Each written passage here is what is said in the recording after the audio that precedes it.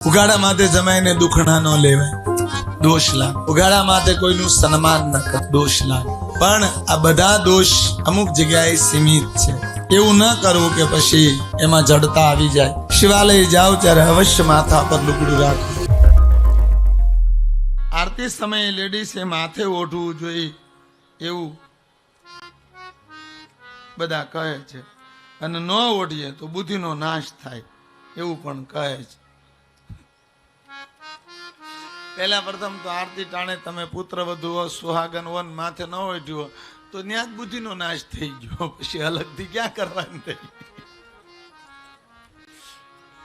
અલગથી કઈ નાશ કરવાનો રહ્યો નહીં, થઈ જ ગયો. પણ આવા બંધનોમાં નહીં પડતા, આવા બધા સંશયોમાં નહીં જાતા. બને ત્યાં સુધી સુહાગન બહેનોએ ભગવાનને વંદન કરે ત્યારે ઉઘાડે માથે ન કરવું જોઈએ એવું કહે. જમાઈ પગે લાગે ત્યારે હાવું એ ઉઘાડું માથું ન રાખવું જોઈએ. કામ જમાઈની બુદ્ધિ વહી જાય.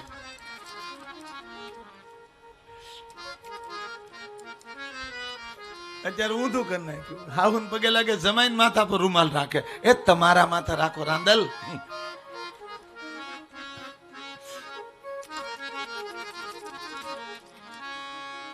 ઉઘાડા માથે જમાઈને દુખણા ન લેવાય, દોષ લાગે. ઉઘાડા માથે કોઈનું સન્માન ન કરાય, દોષ લાગે. પણ આ બધા દોષ અમુક જગ્યાએ સીમિત છે. એવું ન કરવું કે પછી એમાં જડતા આવી જાય. શિવાલય જાઓ ત્યારે અવશ્ય માથા પર લુગડું રાખવું. જ્યારે વંદન કરો, આરતી ઉતરતી હોય ત્યારે માથા પર રાખવું. એ મર્યાદાનું પ્રતીક છે. ઉઘાડું માથું એ વાંજ્યું માથું ગણ. અને સુહાગન માટે બહુ માયને રાખે છે. દીકરીઓ તો ઠીક છે, દીકરીઓ માટે બહુ બંધન કરતા નથી. પણ બને ત્યાં સુધી દીકરીઓએ ખુલ્લા માથે ન આરતીમાં ઉભું રહેવું જોઈએ. યા તો કોઈ વૈદિક યજ્ઞમાં પગે લાગો ત્યારે. બાકી સાલુ યજ્ઞમાં કદાચ શાપ માથે ન ઓઢો તો વાંધો નહીં. પણ યજ્ઞ પૂરો થયા બાદ જ્યારે ત્યાં તમે પગે લાગો, મેન પીઠ હોય ત્યાં, ત્યારે માથા પર ઓઢવું જોઈએ. એ મર્યાદા છે શાસ્ત્રો.